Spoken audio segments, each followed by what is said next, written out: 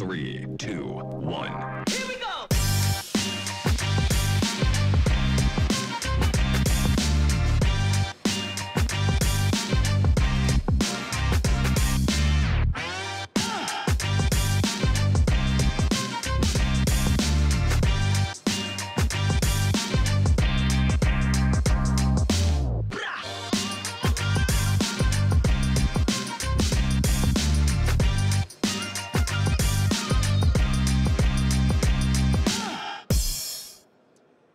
Voilà, bonjour à toutes et tous, ou rebonjour à celles et ceux qui nous rejoignent pour cette ultime conférence du Cyclo-Salon Cyclo Lille 2022, puisque comme vous le savez, les deux journées sont ponctuées par différentes conférences qui vous ont été proposées sur différentes thématiques, et nous allons continuer et terminer ce tour d'horizon avec les petits cours d'eau et leurs grands enjeux environnementaux et de développement. Une table ronde qui a été organisée par la métropole européenne de Lille, la MEL, qui nous a déjà accompagnés lors d'autres conférences. Et je voudrais vous présenter sans autre transition nos invités pour cette thématique, à savoir Madame Emmanuelle Lacaille, qui est chargée d'opération à la communauté d'agglomération de Hénin-Carvin. Monsieur Alain Blondeau, qui est conseiller métropolitain délégué à la GEMAPI pour la MEL, justement. Monsieur Ewout Van Voren, pardonnez-moi, qui est designer urbain à la communauté intercommunale de Laedal, en Belgique. Et enfin, M. Stéphane Jourdan, qui est expert au sein du service expertise, écosystème et nouveaux enjeux à l'agence de l'eau Artois-Picardie. Merci à vous pour votre présence. Je profite de cette introduction pour rappeler à nos invités qui connaissent peut-être le mode d'emploi, si je puis dire, de nos conférences. Je vous inviterai, après les différentes présentations qui vous seront proposées, à interagir directement, si vous le souhaitez bien entendu, avec nos intervenants en leur posant des questions grâce au micro qui vous sera mis à disposition pour ce faire. Alors, dans un contexte global de bon état des masses d'eau impulsé, exigé par l'Union européenne et une législation environnementale sévère, toutes les interventions sur les cours d'eau sont encadrées par des mesures de renaturation. Et si ces dernières peuvent être mises en œuvre à titre compensatoire, elles sont toutes un facteur d'abondissement des cadres de vie locaux et peuvent même être un leitmotiv pour l'action publique. Et c'est ce que nous allons essayer de démontrer à travers ces présentations qui vont se succéder devant vous. Et pour commencer, celle qui nous est proposée par Stéphane Jourdan, donc expert au sein du service expertise écosystème et nouveaux enjeux à l'agence de l'eau Artois-Picardie, un nom de fonction dont on imagine l'étendue des prérogatives, puisque effectivement c'est à l'interface de beaucoup de problématiques que nous avons déjà évoquées depuis le début de ces conférences, en tout cas pour cette édition. Et comme nous le faisons régulièrement, vous allez en quelque sorte nous introduire le sujet et nous proposer un état des lieux, notamment via la métropole européenne lilloise, Stéphane Jourdan, avec au passage une présentation de la politique d'intervention de l'agence dans le cadre de votre présentation. Je vous laisse commencer, ouvrir le bal en quelque sorte avant de vous présenter les autres intervenants. Donc, bonjour à tous, Stéphane Jourdan, je suis expert au sein de l'agence de l'eau. Je vais essayer de vous présenter un tour d'horizon général de la politique de restauration des cours d'eau dans le bassin Artois-Picardie. Alors, je parle de bassin hydrographique. On verra au cours de la présentation que les collectivités qui sont présentes exercent une compétence qui s'appelle gestion des milieux aquatiques et prévention des inondations. Mais à l'échelle française, on a une politique historique de gestion de l'eau qui se découle par bassin versant. On est le plus petit des 7 bassins hydrographiques français au niveau Artois-Picardie. On couvre 20 000 km² et 2 bassins versants internationaux qui sont l'Escaut et la Sambre, d'où la relation qu'on fait bien entendu directement avec nos voisins flamands et wallons, puisqu'on a des obligations de gestion qui sont communes. Notre bassin, vous l'avez sur l'écran, a des objectifs qui sont ambitieux, comme l'a rappelé M. Cato, qui sont l'objectif de bon état d'un certain nombre de masses d'eau et le chemin qui reste à faire est important, puisque dans le cadre de notre SDAGE récemment approuvé, donc SDAGE, schéma directeur d'aménagement et de gestion des eaux, on a 22% actuellement de masses d'eau qui atteignent cet objectif et la cible d'ici 2027, c'est 50%. Donc c'est un objectif qui est ambitieux.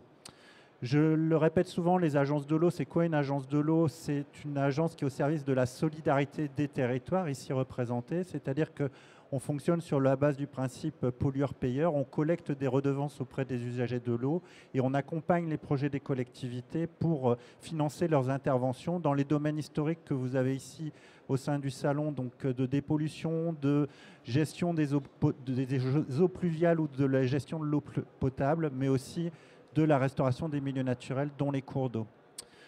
J'en ai parlé en introduction, on est sur des logiques un peu fonctionnelles qui sont des logiques de bassin versant. C'est ça notre modèle français de gestion de l'eau. On est sur des dynamiques de gestion de l'eau par bassin versant avec des échanges logiquement qui vont de l'amont vers l'aval, l'aval pouvant être la mer ou nos voisins, comme je l'ai précisé tout à l'heure. Des échanges latéraux dont on a parlé un petit peu ce matin par rapport à la politique de lutte contre les inondations. Et puis des échanges verticaux, bah oui, le cours d'eau dans le bassin Artois-Picardie, ils alimentent la nappe et réciproquement. Et donc avoir une bonne qualité des cours d'eau, c'est aussi avoir une bonne qualité de l'eau dans la nappe. Il y a une dimension qui est importante, c'est une dimension temporelle. On le verra au cours de la présentation. On a aussi une évolution des cours d'eau dans le temps, une prise en compte des cours d'eau dans le temps qui a été variable au niveau de nos sociétés et qui est variable aussi au niveau de leur fonctionnement. Donc simplement la logique de gestion des cours d'eau, en fait, on a des problématiques de gestion des débits liquides et solides, ça génère des habitats et on le voit, le cours d'eau, il est à l'interface d'enjeux de gestion hydraulique, de gestion de l'eau, de gestion des matières en suspension dans les cours d'eau, de débit solide et donc de gestion des matériaux à l'échelle des bassins versants. L'ensemble détermine ce qu'on va appeler des habitats qui sont des habitats d'espèces pour la biodiversité. On voit au travers de cette diapositive que la gestion des cours d'eau, il y a déjà 3 enjeux, donc le volet hydraulique, le volet écologique et le volet, on va le voir au cours de la présentation, le volet paysager. Donc le SDAGE nous définit des objectifs et un des objectifs pour les cours d'eau, c'est de définir des programmes d'action en termes de connaissances, en termes d'études et de travaux de gestion. Donc à l'échelle du bassin Artois-Picardie, en fait, on a historiquement une politique très anthropique sur les cours d'eau, un aménagement hydraulique. On avait ce matin le directeur du syndicat du terrain qui rappelait cette gestion purement hydraulique des cours d'eau. Le but, c'était d'évacuer l'eau le plus possible vers l'aval. Donc l'aval, ça peut être la mer et ça peut être nos voisins flamands ou wallons. Donc on a à gérer aussi ces problématiques avec eux, d'où l'intérêt de ces gestions transfrontalières. Alors là, je vais vous présenter simplement une petite vidéo parce que depuis 2014 et depuis 2018, on a eu des changements importants sur la gouvernance de la politique de l'eau qui sont liés à la prise de compétences GEMAPI.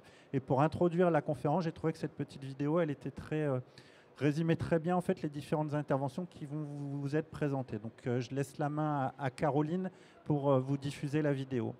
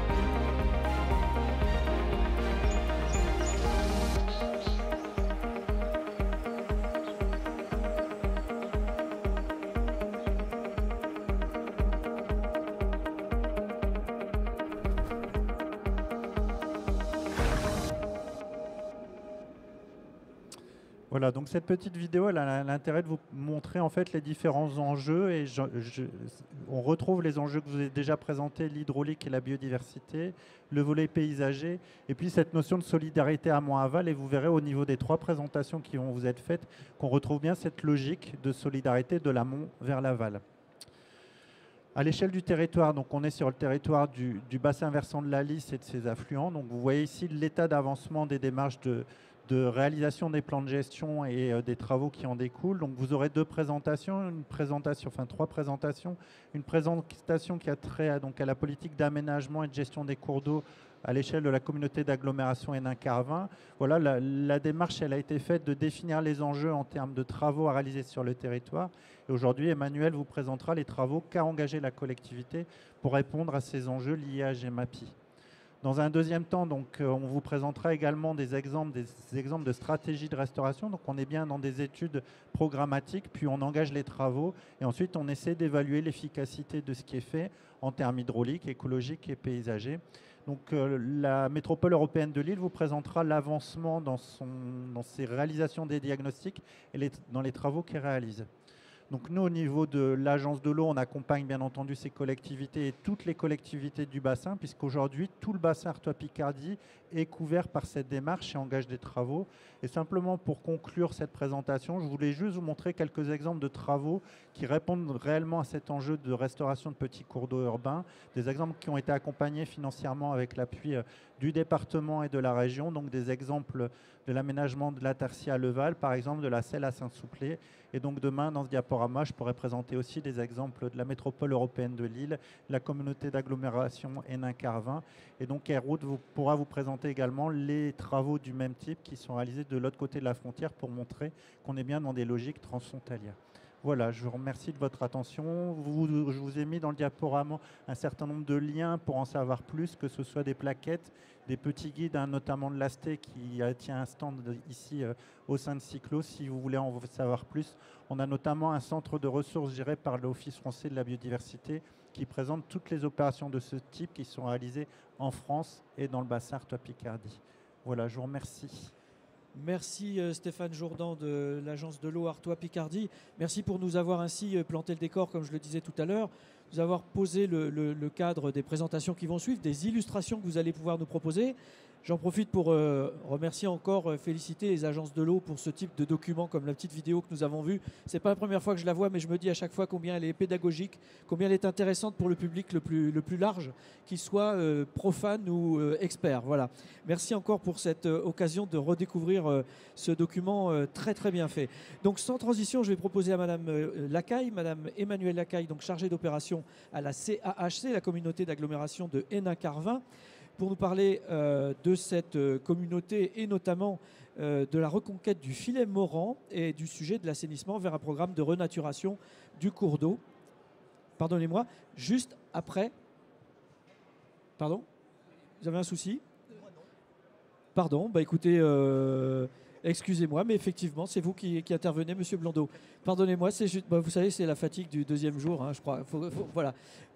Madame Lacaille, j'étais juste en train de dire, comme ça nous n'oublierons pas, que vous nous avez amené également une petite vidéo que vous pourrez lancer aussi quand bon vous semblera avant votre introduction.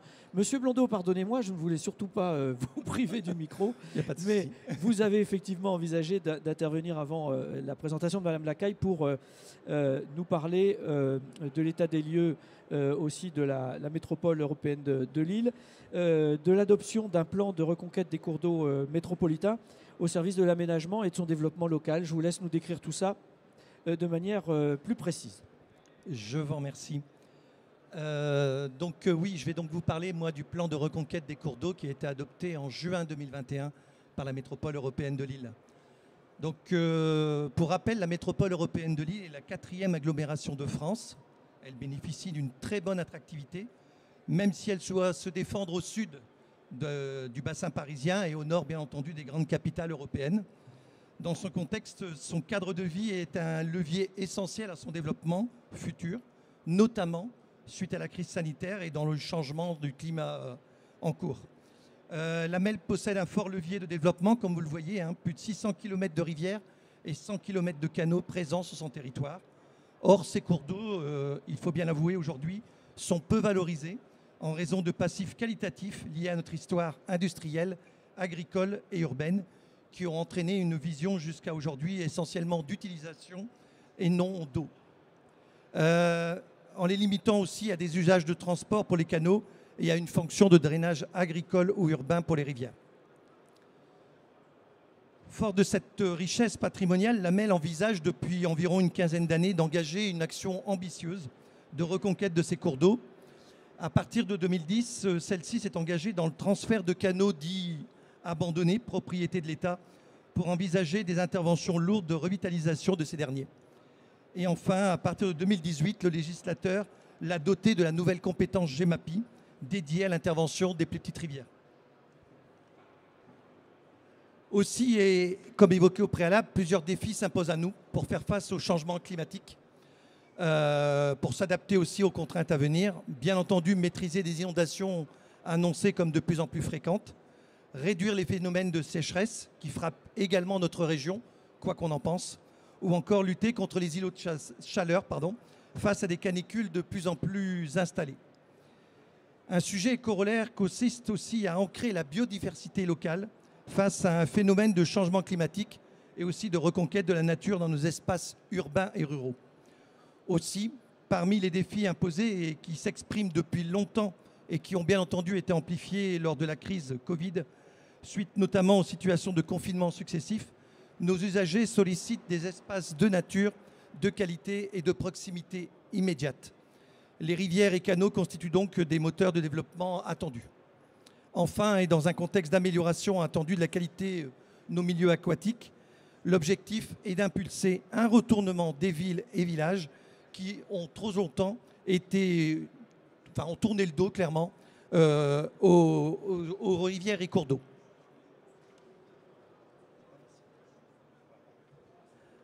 Forte de cette potentialité, des enjeux précités et des outils évoqués, la MEL s'est engagée, donc, comme je le disais tout à l'heure, en juin 2021, dans un plan de reconquête des cours d'eau métropolitains, je le précise, adopté à l'unanimité du Conseil métropolitain.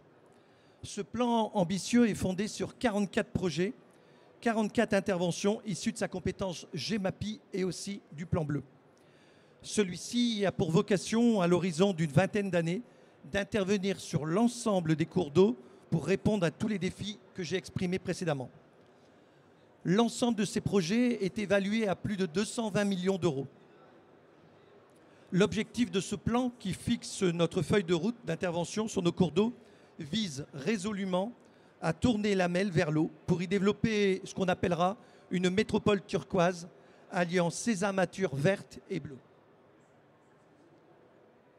Dès lors, ce plan s'appuie sur deux principes. À travers des projets sur les rivières et les canaux, il doit être un moteur à l'aménagement et au développement de notre territoire. Et dans un principe de métropole intégrée, il bénéficie aux compétences de la MEL et chaque compétence doit bien entendu en bénéficier. Par exemple, on pourra citer dans le domaine du cycle de l'eau une amélioration de la qualité sédimentaire de l'eau des rivières pour éviter toute percolation de polluants vers nos nappes phréatiques, moins d'interaction aussi entre le système d'assainissement et les rivières dans un contexte de rejet important ou d'intrusion de rivières dans les réseaux d'assainissement que l'on peut connaître. De façon plus concrète, chaque projet sur les cours d'eau se fondera sur 4 axes d'intervention. La maîtrise des inondations, la reconquête environnementale, l'amélioration du cadre de vie et le renforcement de l'attractivité territoriale. Plusieurs exemples de déclinaisons concrètes vous sont présentés dans cette diapositive. Vous le voyez, pour maîtriser et prévenir les inondations, on parle bien entendu de zones d'expansion de crues, d'urbanisme préventif et aussi de prévention sur le ruissellement. Enfin, je vous propose un exemple de réalisation sur un cours d'eau, sur un canal transféré de l'État au bénéfice de la MEL. Il s'agit, pour ceux qui l'ont reconnu, du canal de la reconquête de la branche de Croix, situé à la limite des communes de Villeneuve-d'Ascq, Ouascal et Croix, au sein d'un tissu urbain dense et en accès direct au métro et au tramway, en prolongation du canal de Roubaix. Ce secteur est encadré par des dizaines d'hectares de friches polluées, issues de l'industrie chimique, aujourd'hui péricliter. Il fait l'objet de pressions polluantes importantes issues de son passé industriel et de rejets importants de la part de l'assainissement urbain. Il connaît alors une forte sédimentation, couplée à une artificialisation profonde avec la présence d'un seuil qui dégrade la continuité écologique. Pour reconquérir ce secteur, la MEL injecte plus de 20 millions d'euros pour faire face à l'ensemble des problématiques qui sont le curage du lit et le reprofilage des berges, la suppression du seuil et la réhabilitation complète de la confluence avec les autres cours d'eau, la remise à ciel ouvert d'une section enterrée, la rénovation du système d'assainissement, la création d'une voie verte longeant la branche et enfin la plantation des berges et la création de milieux écologiques. Les travaux commenceront dès cet été 2022. L'objectif, bien entendu, est de reconquérir ce site pour en faire un moteur au développement local et envisager l'installation de projets urbains, logements, bureaux, commerces, bien entendu, comme je l'ai évoqué au départ, tournés vers l'eau. Je vous remercie. Merci à vous, Monsieur Blondeau, pour cette première illustration, cette présentation, cette illustration concrète de ce sujet de la réhabilitation, la reconquête de ces cours d'eau. Alors, Madame Lacaille, pardonnez-moi de vous avoir donné un coup au cœur tout à l'heure. Vous avez dû sursauter quand vous avez entendu votre nom dans le désordre. Et vous voudrez bien m'en excuser. Mais c'est à votre tour maintenant, cette fois, j'en suis sûr, de nous présenter l'illustration que vous allez nous faire de la renaturation du filet Morand tel qu'indiqué sur votre première diapositive au sujet donc du sujet de l'assainissement vers un programme de renaturation du cours d'eau. Et pour nous permettre de bien nous situer et en savoir un peu plus, vous nous avez proposé également une vidéo, comme je le disais, que vous mettrez à la fin de votre présentation. Comme bon vous semblera, pas de problème, nous y ferons appel en temps utile. Hein. Bonjour à tous. Donc, je vais vous présenter le projet d'aménagement de la renaturation du filet Morand. Donc, avant de rentrer dans le... Je vais vous proposer de parler plus près de votre micro, si ça ne vous dérange pas de le poser sur posez-le sur votre menton. Ce sera, voilà, comme ça. Voilà. Oui. Donc voilà, le contexte, en fait, on est communauté d'agglomération, donc on est à 25 km au sud de Lille. Donc c'est une communauté d'agglomération de 126 000 habitants, 14 communes. Nous avons la compétence eau potable, assainissement, eau pluviale et nous intervenons dans le cadre de ce projet de renaturation au titre de la compétence GEMAPI qui a été prise en 2018. Donc pour le contexte, on est sur un contexte un peu hydraulique difficile marqué par les affaissements miniers. En effet, le constat, pourquoi on a travaillé sur la renaturation de cours d'eau, rappelons en fait que, alors je ne sais pas si on peut zoomer, zipper, non, je ne peux pas vous montrer. En tout cas, le cours d'eau en fait est un cours d'eau non domanial, il traverse les communes d'Évin, Malmaison, Le Forêt et Austricourt. Austricourt se situe sur la communauté de communes Pével-Carambeau. Donc nous avons travaillé en fait avec la commune d'Austricourt et bien évidemment avec la communauté de communes Pével-Carambeau pour avoir une vision globale en fait sur le bassin versant. La problématique qui se posait à l'époque en fait, c'est que le filet Morand, pardon, je mélange avec un autre dossier courant de la botte. Le filet Morand en fait traverse ces communes et la particularité c'est qu'il rentrait en fait dans notre réseau d'assainissement provoquant en fait des débordements de réseau et des déversements au niveau de la Dole qui était notre exutoire. Et ces débordements et ces surverses en fait provoquent en fait et impliquent au niveau de l'unité technique d'assainissement des dysfonctionnements forts qui ont eu pour incidence un classement en fait de l'unité d'assainissement en non-conformité au regard de la directive ERU. De ce fait, nous avions obligation en fait de lever en fait cette non-conformité et une des actions phares était donc de déconnecter le cours d'eau de notre réseau d'assainissement. Donc de ce projet en fait, le constat était d'ordre des désordres hydrauliques, mais des désordres aussi paysagers. On avait un cours d'eau en fait qui n'était pas entretenu ou mal entretenu et il était, on va dire, l'exutoire de déchets et l'exutoire des eaux usées, avec notamment l'interconnexion entre le cours d'eau et le réseau d'assainissement. Donc c'est cette problématique-là qui nous a conduit à réfléchir et à travailler sur cette déconnexion de cours d'eau.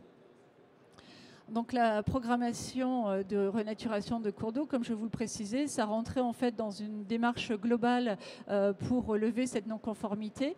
Donc une des points forts, c'était donc bien de déconnecter le cours d'eau du réseau d'assainissement, de travailler sur un écoulement gravitaire jusqu'à la Dole, de renaturer donc bien évidemment le cours d'eau, parce que c'est un milieu de biodiversité, un milieu à entretenir et qui était détérioré, de reconnecter au canal de l'Oakdale, et aussi la question aussi de la maîtrise des inondations s'est posée, donc avec notamment la création de zones d'expansion de crues.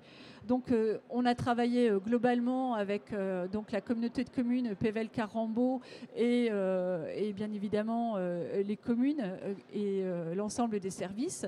Le travail qui a été mené aussi avec aussi un travail d'équipe et notamment une maîtrise d'œuvre qui a été composée par la société Bérim, Merlin, Urbafolia et Valitude. Le travail mené a été aussi engagé grâce aux échanges et aux partenariats et aux liens de confiance qu'on a pu créer avec les agriculteurs, parce que c'est un travail aussi qui nécessite des échanges et aussi une communication importante. Le travail a été engagé aussi avec l'ensemble des concessionnaires avec des contraintes fortes. Nous avions Air Liquide qui était présent. Et un point aussi important par rapport aussi à la problématique des délais, nous sommes aussi contraints administrativement et réglementairement par des procédures administratives longues. Et nous étions donc contraints, enfin en tout cas au titre de la loi sur l'eau, notamment aussi une procédure d'expropriation qui a été engagée, mais aussi procédure DIG, déclaration d'intérêt général, qui nous permet, collectivité, d'une part d'investir de l'argent public sur des terrains privés et aussi d'autre part de pouvoir faire des travaux qui correspondent en fait et qui répondent en fait à l'objectif d'atteindre de bon état écologique.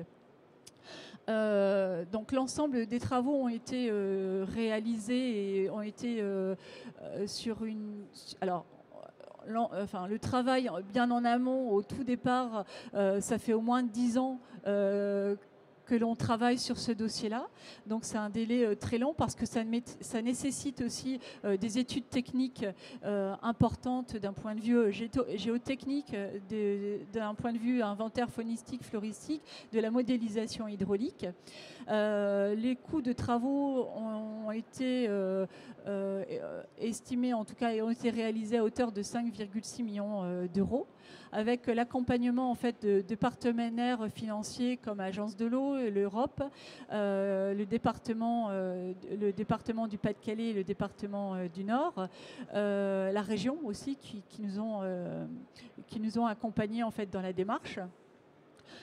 Sur le volet inondation, ça a été aussi dans le cadre de cette modélisation la réalisation de zones d'expansion de crues avec des volumes qui ont été dimensionnés conformément aux attentes de chacun des partenaires.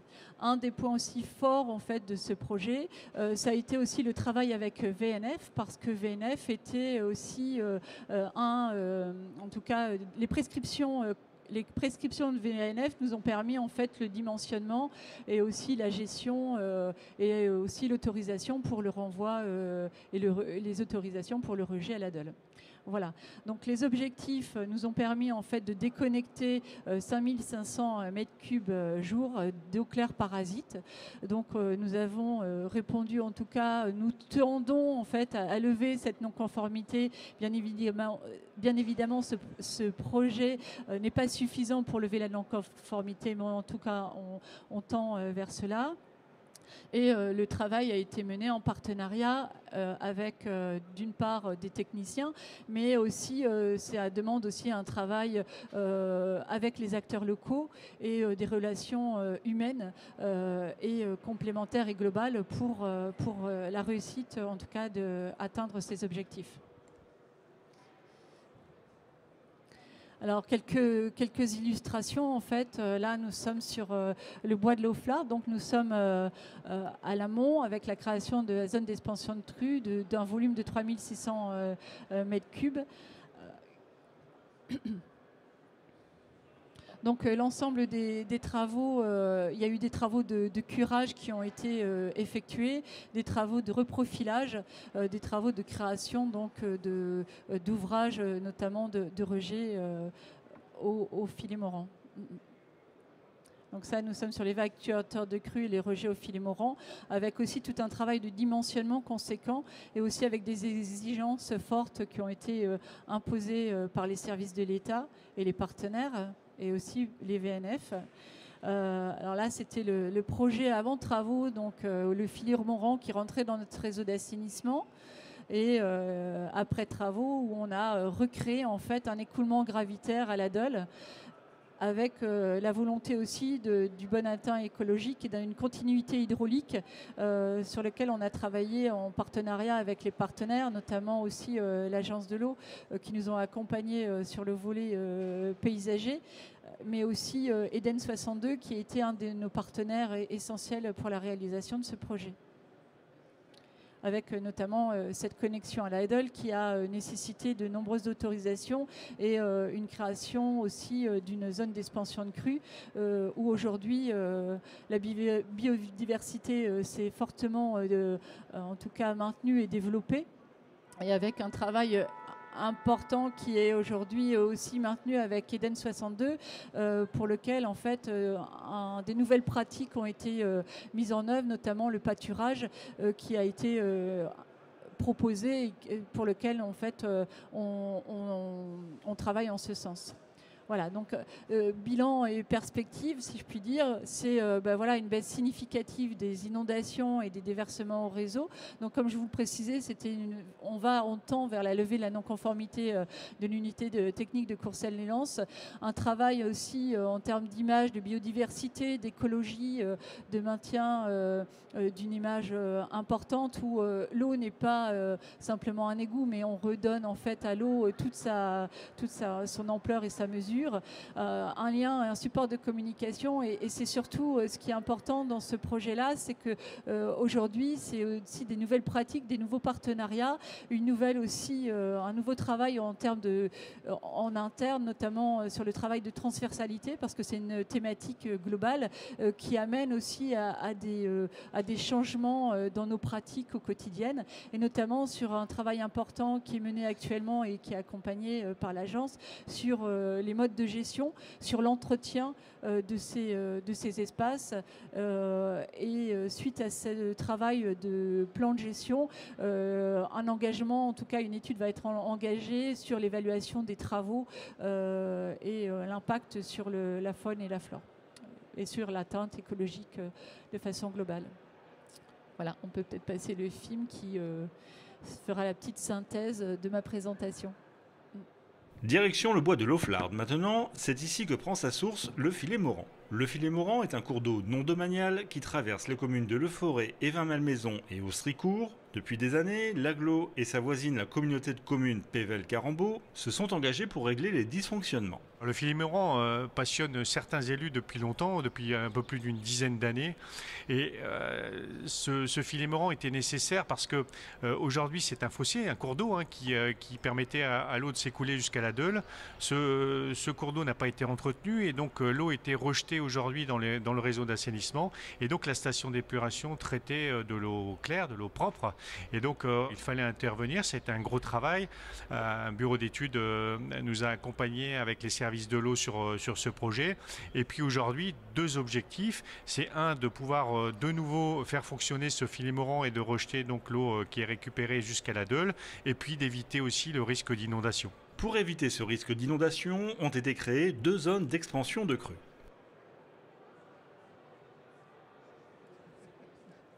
Oui, c'est parfait. Merci beaucoup, Madame Lacaille. C'était bien à vous cette fois-ci. C'était bien votre tour. En tout cas, merci pour cette illustration détaillée. Je me permettais, en vous écoutant, pour les plus profanes d'entre nous, vous avez cité à plusieurs reprises VNF. Pour ceux qui il s'agit de Voies navigables de France. Pour je me permets cette précision pour être tout à fait exhaustif et complet sur votre présentation. Alors il nous reste à entendre pour compléter ce tour d'horizon, ce tour de table, Monsieur Ewout van Voren, qui est donc designer urbain à la communauté intercommunale de Leeuwendaal, donc de l'autre côté de la frontière. Pour peu qu'on puisse parler de frontières, parce que je me permets, c'est la dernière conférence de la journée en tant que Lillois, je me permets de rappeler qu'on est tous un peu cousins et qu'il n'y a pas vraiment de frontières entre nous. En tout cas, vous nous venez de l'autre côté, du côté de Courtrai, par là, je vous laisserai nous détailler un petit peu plus ce territoire. Le temps pour vous de nous parler d'une intervention de réouverture de cours d'eau en milieu urbain, donc côté Belgique, mais toujours sur ce même bassin qui nous intéresse ici. Tout à fait, merci beaucoup et merci pour l'invitation. Je suis Ewout van Voren, je suis urbaniste paysagiste et je vais essayer de parler en français. Si je ne suis pas très clair. C'est bien parti. Oui, c'est bien parti. Voilà. Vous pouvez toujours m'aider ou assister pour chercher les mots. Voilà. Moi, je vais vous parler du Haverbeek. C'est le ruisseau, une de plusieurs ruisseaux dans le sud-ouest de Flandre. Et je vais vous parler de conception jusqu'aux réalisations. Voilà, je commence avec localisation et son contexte de Haverbeek.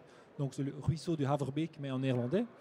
Une vision partagée qu'on a créée comme base. Et après, on a cherché les synergies comme moyen de coopération pour finir avec une réalisation grâce à imaginer. Donc l'image était levier pour la réalisation. Donc le contexte, on se trouve ici dans le carré bleu. C'est donc Courtrai, Lille, Tourcoing, le grand carré bleu avec la Lys et l'Escaut, connectés par les deux canaux ou la Deule. Mais ici, nous, on se trouve dans le plus nord, un peu plus dans le nord. C'est le Haverbeek qui est particulier pour mon présentation ici. Donc, dans le sud-ouest de Flandre, c'est une de ces lignes bleues. C'est celui à votre droite sur l'écran. C'est le ouest. Oui, c'est ça. Ouest. Ce qui est particulier à cet ruisseau, qu'il a deux emboussages. Embouchage, c'est ça le mot? Embouchant? Embouchure, voilà. Deux embouchures dans la Lys. Une qui coule vers Harelbeke, c'est une autre ville, et l'autre qui coule et qui traverse la ville de Waregem, où on va parler un peu plus tard. Ce qui est très important, il y a un grand bassin versant qui coule vers le Haverbeek et après la Lys. Voilà. Il y a aussi une grande urgence d'inondation et donc une grande dynamique inondation et qui donne un grand potentiel aussi écologie. Et à ce moment-là, il y a déjà beaucoup d'opportunités écologiques, surtout hors de la ville. Mais dans la ville, il est aujourd'hui encore, comme déjà dit aussi, dans un bac béton, dans une construction assez technique. Et on voit beaucoup d'opportunités aussi pour ajouter et améliorer le niveau écologique dans la ville alors. Le deuxième partie, c'est la vision partagée. Pour cet ruisseau, on a créé une vision partagée et soutenue par beaucoup de partenaires, plusieurs partenaires.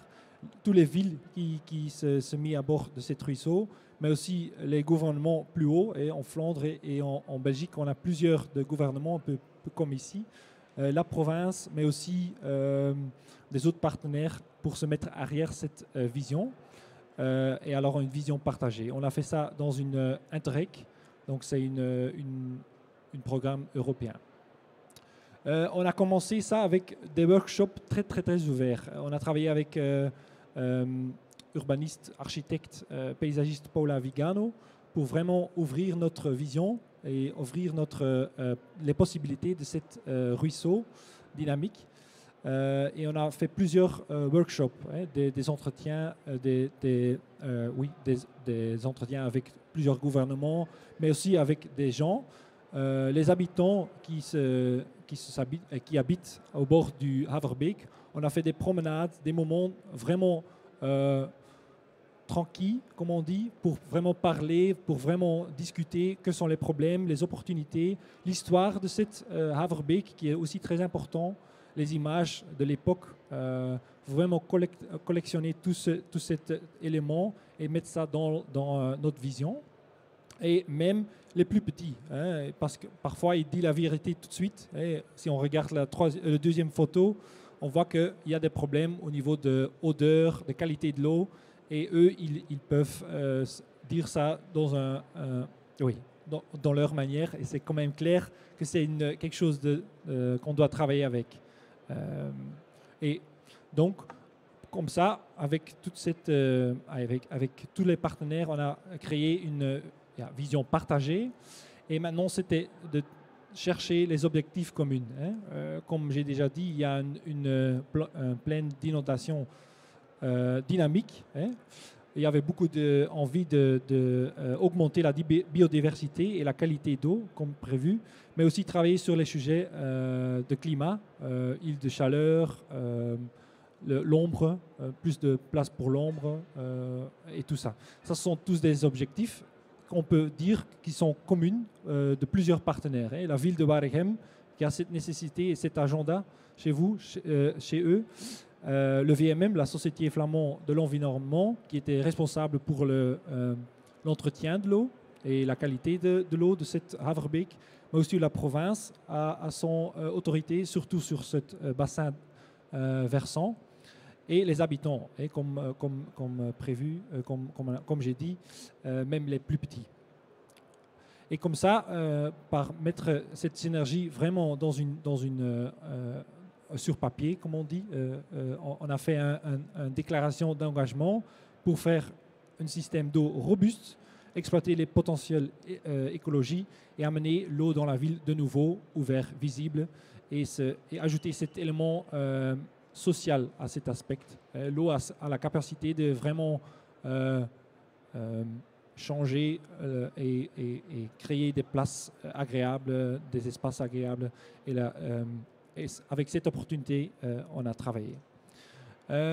Et dans cet engagement, on a ponctué ou on a mis plusieurs projets sur cet ruisseau dans de différentes communes, mais surtout dans la commune de Waregem. Et sur ces points, je vais vous amener un peu plus en détail au niveau pour trouver cette image qui a convaincu tous ces partenaires de vraiment réaliser. La ville de Waregem, ils se présentent toujours la ville sur la Haverbeek, c'est dans leur communication. Mais à ce moment-là, quand on voit le plan aériel ici, je vous propose de chercher vraiment la ruisseau. On ne le voit pas beaucoup. Il est là, donc je peux vous marquer, il est là. Et maintenant, on a vraiment accentué le ruisseau, mais il est vraiment dans le centre de la ville. Mais ce n'est pas vraiment dans les têtes des gens, ni visible dans le tapis urbain. Mais comme on a dit, on a ponctué quelques projets dans la ville, surtout au bord du stade de foot de Waregem, bien très connu. Le hippodrome, c'est l'espace vert très proche du centre, mais pas du tout connu. Et là, il y a des grandes opportunités aussi, et le grand parc de Baron-Casier, qui est aussi une opportunité. Donc, je zoome jusqu'au le point qu'on va voir l'intervention. On a, comme on dit, pendant cette vision, on a vraiment dessiné, créé et essayé de réimaginer l'eau dans le centre de ville et essayer de faire une ligne rouge aussi, une continuation au bord de l'eau. À ce moment-là, il est parfois souterrain. On a fait des sections, tout ça pour vraiment inspirer les gens et pour les gens, mais aussi les gouvernements pour voir et pour montrer les opportunités que l'eau a. Je vais vous présenter une de cette intervention plus en détail, mais c'est très important à savoir que à ce moment-là, c'est le plan Ariel 2021, j'imagine, et on ne voit pas de nouveau pas le ruisseau. Il est en dessous, il est souterrain du hippodrome, donc le grand truc, il est là, souterrain. Le bassin bleu que vous voyez, c'est tout artificiel, c'est juste pour l'eau qu'ils ont besoin pour l'entretien de ce terrain. Donc à ce moment-là, il n'est pas là. Mais à l'époque, comme on a dit, les histoires et l'idée du saut du Haverbeek, on s'appelle ça, c'était pendant les courses de hippodrome, les chevaux qui sautaient vraiment au-dessus, si c'est le mot correct, du Haverbeek. Donc cette image est très très importante et c'est dans tous les têtes des gens de Waregem. Mais à ce moment-là, c'est dans le saut, c'est une saute d'un bac de béton et un nez. Donc, la différence est quand même grande. Et on sait que le ruisseau, il est toujours là, il est encore là. Maintenant, pour l'entrée de l'hippodrome, c'est ici, c'est un parking assez bétonisé, un peu de verre, mais tapis vert au niveau biodiversité pas très haut. Et un parking. Donc ça, c'est la place où il est en dessus aujourd'hui. Et nous, on a fait une proposition de réintroduire le ruisseau dans ce domaine du hippodrome. Il faut savoir, le château de Waregem est en dessous et dans le sud de cette plan. Et là, il commence à tomber sous terrain. Hein. Donc, notre proposition est d'ouvrir un petit parti déjà pour commencer. Et après, on va essayer autour de toute la route de l'ouvrir. Mais on commence avec une petite gestion, comme le titre de cette discours ici, voilà, conférence, voilà. On essaye de faire une petite gestion, mais de créer une différence immense. Donc, on essaye d'ouvrir, de vraiment débétoniser le ruisseau là-bas, et de couper le béton et de rouvrir et créer une place agréable, une entrée véritable du hippodrome. Hein. Comme ça, on coupe le trafic voiture et le trafic marche et vélo. Et comme ça, on a créé une entrée plus agréable. On fait des terrassements jusqu'au lot et on essaye alors ajouter l'élément vert et de réévoquer la vallée du Haverbeek dans le centre du ville. Et ajouter ces 3 agendas, de créer des places pour de créer des espaces pour l'eau lui-même, améliorer la qualité et aussi l'espace social et comme ça c'est aussi supporté par les gens et les habitants.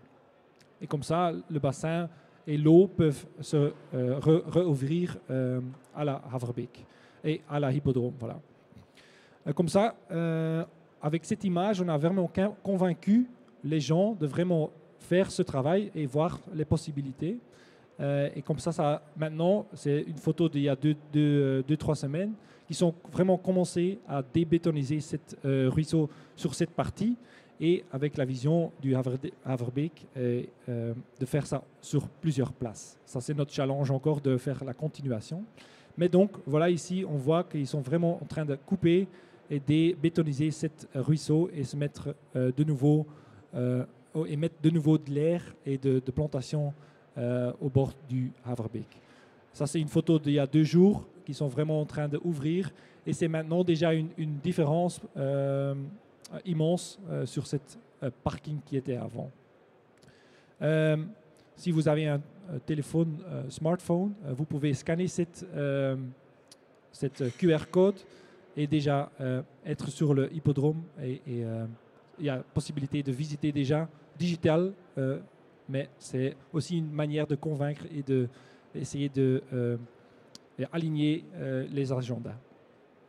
Je ne sais pas, comme ça, on a la conception vers la réalisation, vraiment créer une vision partagée, d'avoir une réalisation effective. Voilà. Et la challenge, c'est maintenant on a une intervention ponctuelle, de vraiment créer une différence sur plusieurs points et sur le ruisseau du Haverbeek, mais aussi des autres ruisseaux qu'on a dans notre région, le grand Espières ou l'Espière qui coule aussi à Roubaix et tout ça, sont des challenges très très urgents, mais chouettes à faire ou amusants à faire. Voilà. Comme ça, on pouvait créer des espaces plus agréables, plus biodiverses, et de changer une mentalité voiture vers un peu espace public, espace social. Voilà. Merci de votre attention. Merci à vous, Monsieur Van Voren. Merci pour cette présentation également très bien illustrée. Justement, on va se tourner dans un instant vers notre public s'ils ont des questions pour vous ou les autres intervenants. Mais je me posais la question, vous avez dit dans votre présentation que vous avez pu convaincre grâce à certaines images, notamment pour donner envie, vous avez fait rêver un peu les élus, j'imagine, ou les acteurs qui sont concernés. Mais de manière globale, comment est-ce que vous arrivez à convaincre des personnes aussi différentes de mettre de l'argent dans un cours d'eau qu'on ne voit même plus parfois?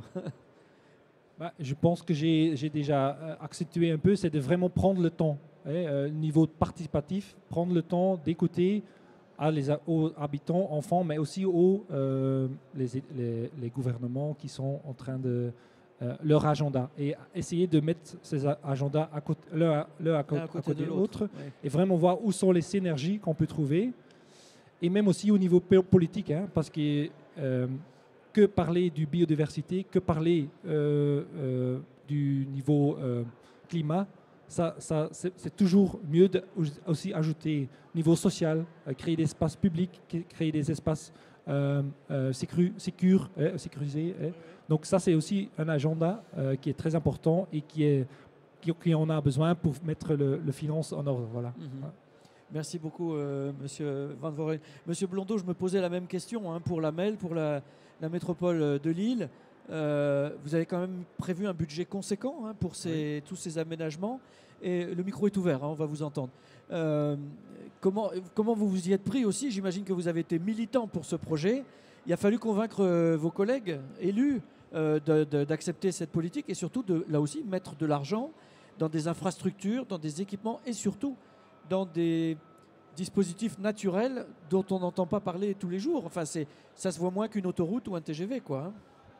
Alors, on a la chance, c'est qu'aujourd'hui, la demande, elle vient aussi du citoyen, donc ça aide beaucoup.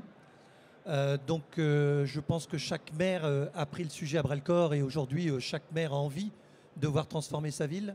La MEL est un peu spécifique parce qu'elle a 50% de ville et 50% rural. Donc, il fallait que dans le projet, dans le PPI GEMAPI, c'est pour ça qu'on a intégré le plan bleu et le plan GEMAPI cours d'eau. Parce qu'on voulait concerner tout le monde, aussi bien les grandes villes que les zones rurales. Et on a quand même eu une forte adhésion parce qu'on a mis en place aussi tout un principe de comité de bassin. On parlait tout à l'heure de l'écoute sur le terrain. On a mis en place ces comités de bassin et on est allé à la rencontre. Donc dans les comités de bassin, bien entendu, il y a des élus, mais il y a aussi le monde agricole, il y a aussi des habitants, des représentations d'associations. Et cette présence sur le terrain, on a mis en place 5 comités de bassin, a donné encore plus de poids et de moyens. Après, rappelez que sur ces 220 millions, il y a quand même un tiers qui est financé par la métropole, quand même, ce n'est pas rien. Et notre objectif était d'aller vite. Voilà, parce qu'on aurait pu le faire qu'avec le budget de fonctionnement et d'investissement de la métropole, mais on aurait pris 40, 50 ans, et je pense que l'urgence, elle est là. Et donc, on a voulu mettre en place cette contribution GEMAPI. Bien entendu, il y a une participation du citoyen, déjà pour que le citoyen aussi, il a des idées, il a des envies, mais aussi, il faut aussi les financer. Voilà, et grâce à ça, on arrive à faire tous ces projets sur 20 ans. 44 projets sur 20 ans, on aurait peut-être pu aller plus vite, mais à un moment donné, quand on dédoublonne tous les projets, quand on les parallélise, la structure humaine, la structure financière ferait que ça n'ira pas. Donc voilà, je pense que c'était le bon compromis. En 20 ans, 44 projets, c'est quand même un beau challenge. Tout à fait, à fait, oui. Merci, Monsieur Blondeau. Madame Lacaille, je vais vous poser, juste avant de nous tourner vers le public, la même question, c'est-à-dire selon ce que vous en savez et votre propre retour d'expérience, comment est-ce que vous avez mis tout le monde autour de la table et comment vous avez réussi, enfin vous et puis évidemment vos élus et l'ensemble des acteurs concernés, bien sûr, c'est en leur nom que je vous propose de répondre, c'est comment est-ce qu'on se met d'accord sur un tel projet qui ne présente pas un intérêt évident en première lecture, surtout quand on n'est pas spécialiste du sujet, par exemple. Alors, nous, c'était un petit peu particulier parce qu'on était la non-conformité de l'unité technique d'assainissement. Oui, c'est vrai qu'il y avait une bonne raison au départ quand même. Voilà, Oui, bien sûr. Donc la raison, il y avait une obligation. Oui, oui. Donc il y a eu une volonté politique. Alors, je pense que ça, c'est quelque chose d'important. La coordination, je pense que c'est un travail d'animation, d'aller sur le terrain, de rencontrer les riverains, de répondre à leurs interrogations. Donc je pense que le projet a été aussi adapté au regard des problématiques agricoles qui se posaient sur le territoire. Donc ça, c'est un point important. Le travail aussi d'équipe, des bureaux d'études techniques, mais aussi le travail d'équipe, de l'accompagnement aussi, je pense notamment aux financeurs, l'agence de l'eau, qui était aussi, par leur expertise, aussi nous ont accompagnés, nous ont orientés, les services aussi de l'État qui aussi instruisent les dossiers. En fait, tout ce travail et ces réunions de travail en fait permettent de poser les problématiques, de poser les difficultés et de trouver ensemble des solutions pour avoir cette gestion en fait globale et cohérente en fait de l'eau.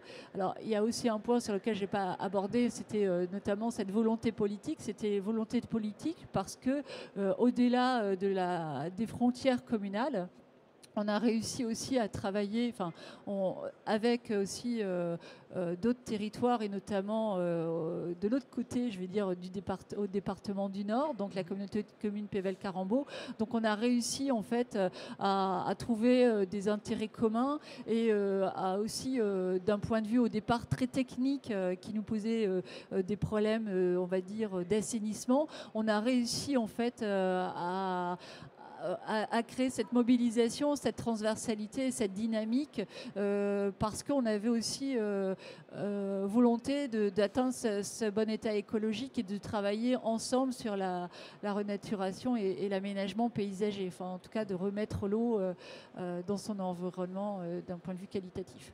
Voilà. Une bonne occasion de rappeler, comme vous l'avez fait dans vos présentations, combien les cours d'eau, quelle que soit leur taille, sont un lien, un trait d'union entre les territoires finalement qui peuvent être concernés par une même problématique. Entre les partenaires et aussi les habitants.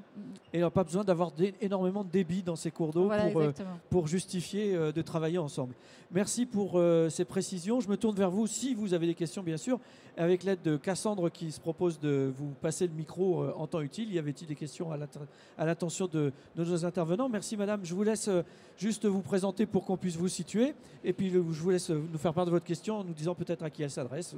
Oui, bonjour. Donc, je suis Fanny Serret, donc en charge de la GEMAPI à la direction cycle de l'eau de la communauté urbaine de Dunkerque. Ma question s'adressait déjà à Monsieur Blondeau, donc à la métropole européenne de Lille. Lorsque vous avez initié ce plan bleu, donc qui s'est décliné à travers la compétence GEMAPI, quel niveau de connaissance aviez-vous au départ du réseau hydrographique de surface ?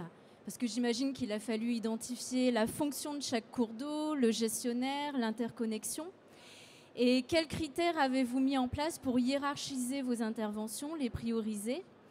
Et puis, vis-à-vis l'ensemble des intervenants, est-ce que vous avez dû faire face à des réticences de certains gestionnaires? Parce que finalement, toutes vos démarches impliquent un vrai changement de paradigme dans les manières de faire. Et donc, comment avez-vous procédé pour réussir à répondre à ce défi? Merci.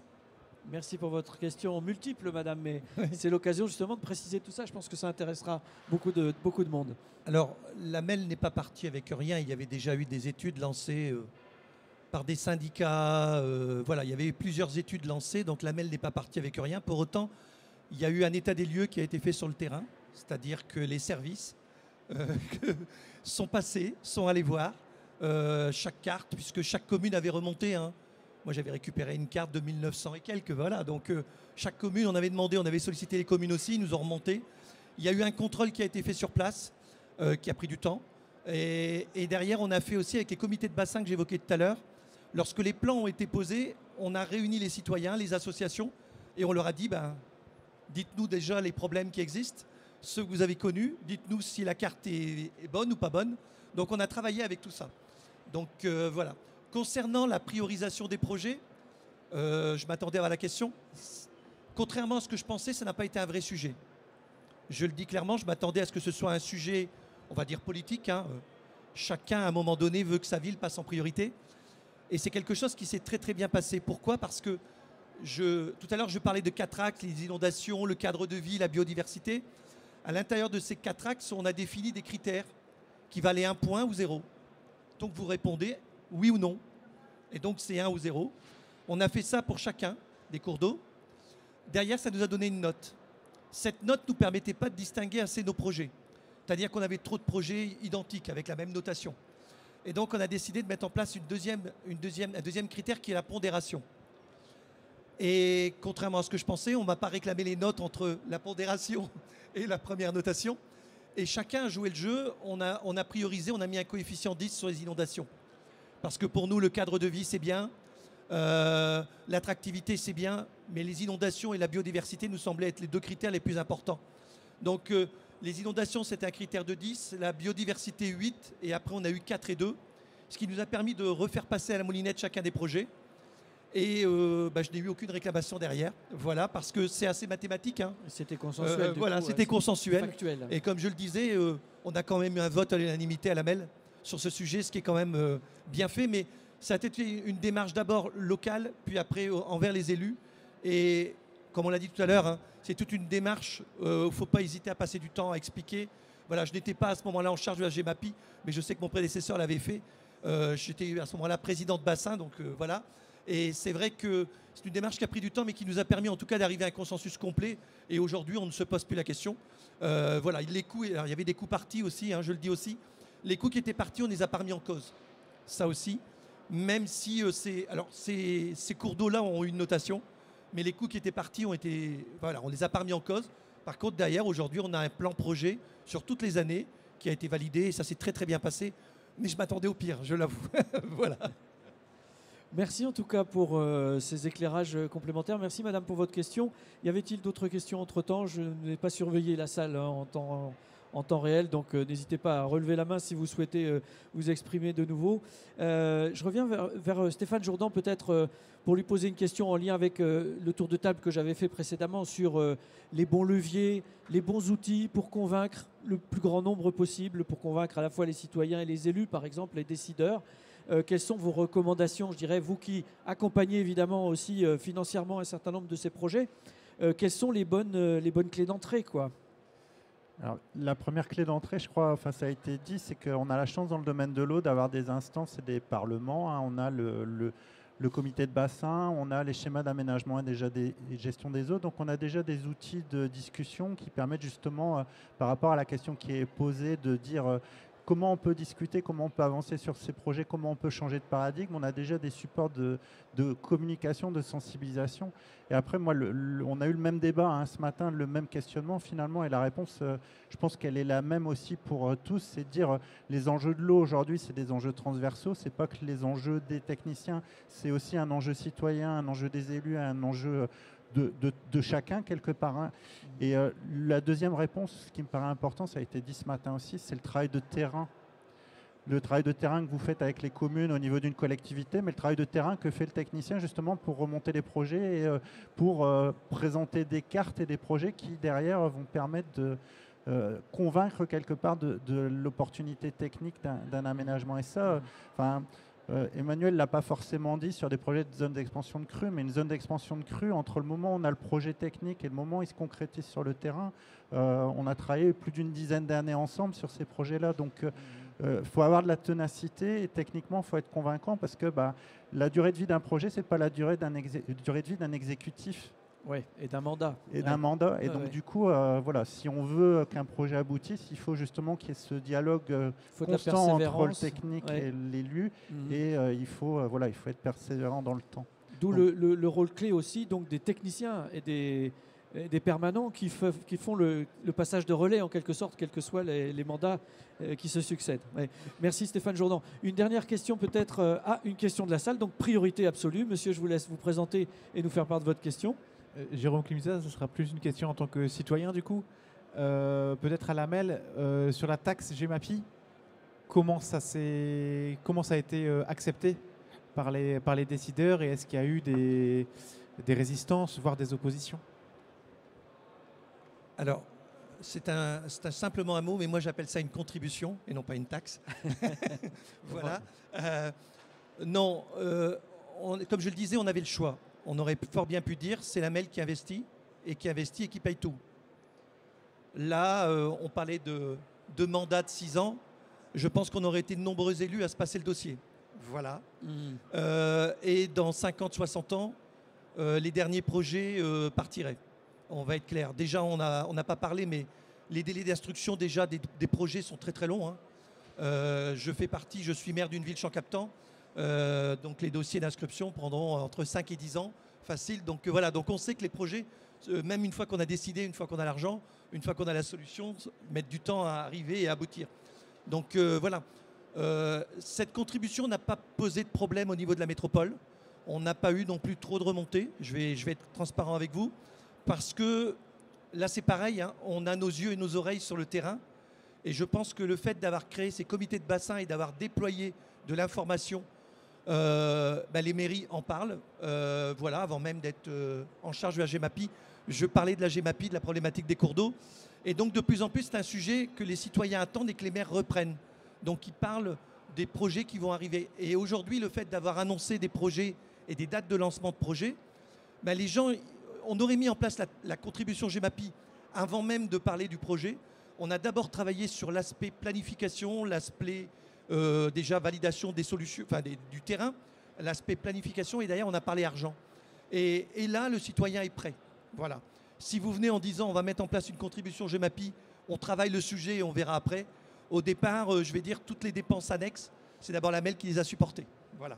Maintenant, on revient vers les citoyens en disant on va mettre en place des solutions. Et donc là, le citoyen est prêt quand même à travailler le sujet. Et d'autant plus quand les choses commenceront à se voir, bien sûr. Ouais. Merci monsieur pour cette question tout aussi intéressante et votre réponse très circonstanciée, monsieur Blondeau. On a le sentiment que les choses se passent plutôt bien dans la MEL de ce point de vue-là, comme vous l'avez dit à plusieurs reprises, et c'est tant mieux. S'il y avait d'autres questions, pas de questions. Moi, j'avais une dernière question pour Stéphane Jourdan, et la boucle sera bouclée puisqu'on lui a proposé d'introduire tout à l'heure. Comme vous l'avez indiqué dans une de vos diapos, vous avez rappelé que dans GEMAPI, il y a le pays de prévention des inondations, qui est souvent la clé d'entrée aussi pour motiver, comme ça a été rappelé, mais il y a aussi le MA de milieu aquatique.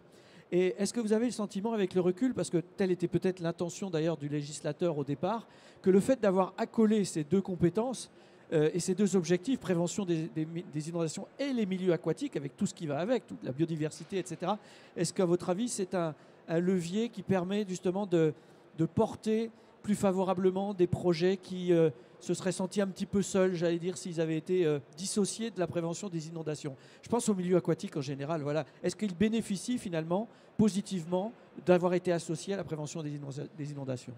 Faut pas se leurrer, M. Blondeau l'a rappelé dans son critère de pondération, c'est que les inondations, la demande sociale initiale, elle est sur la prévention des inondations. Mais pas très loin derrière, il y avait la biodiversité quand même. Oui, mais le rôle justement des services techniques, c'est de rappeler que si on veut prévenir les inondations, le premier levier, c'est d'avoir une gestion concertée des milieux aquatiques et une gestion pérenne des milieux aquatiques. C'est le premier levier d'entrée. Et j'ajouterais par rapport à cette gestion de l'eau, la gestion des milieux aquatiques, ce n'est pas uniquement la gestion des cours d'eau. On l'a vu ce matin, il y a la gestion des eaux pluviales, il y a la gestion de l'assainissement. Et en fait, la GEMAPI, c'est un outil de gestion de l'eau qui doit être réfléchi de manière intégrée. Et je pense que c'est ce qu'il faut retenir. Enfin, pour moi, GEMAPI, c'est une compétence parmi l'ensemble des compétences des collectivités.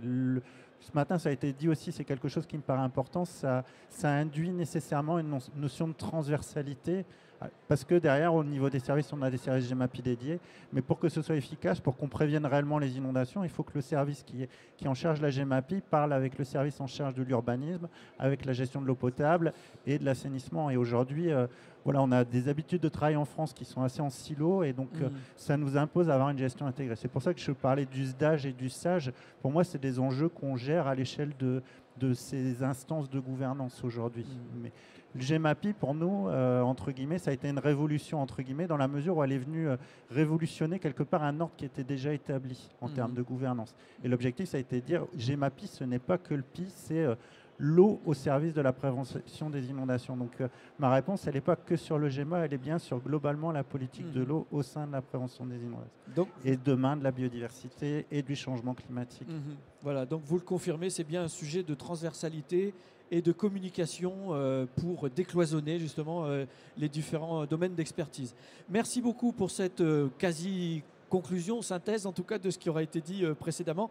Merci M. Van Voren, merci M. Blondeau, merci Mme Lacaille pour votre présence et vos illustrations très intéressantes. Et je vais proposer au public présent de vous remercier également par quelques applaudissements pour avoir bien voulu travailler avec nous aujourd'hui sur ce sujet des petits cours d'eau et tous les avantages associés que vous avez bien voulu démontrer. Merci à vous. C'était donc l'ultime conférence de ce cyclo Lille 2022, comme vous le savez, voilà. Certains vont le regretter parce qu'il y a toujours des sujets aussi intéressants les uns que les autres, comme vous avez pu le constater. En tout cas, merci pour votre présence à vous aussi et à ceux qui nous regardaient à distance ou en différé, puisque ces conférences sont toujours disponibles sur le site de Cyclo dans les mois et les années à venir. Et le recul nous permet de constater qu'ils sont très consultés et avec de très nombreuses vues. Donc c'est ce que nous vous souhaitons au nom aussi de l'ensemble des participants qui ont bien voulu se prêter à cet exercice en face de vous. Merci à tous et bonne fin de journée. 3, 2, 1.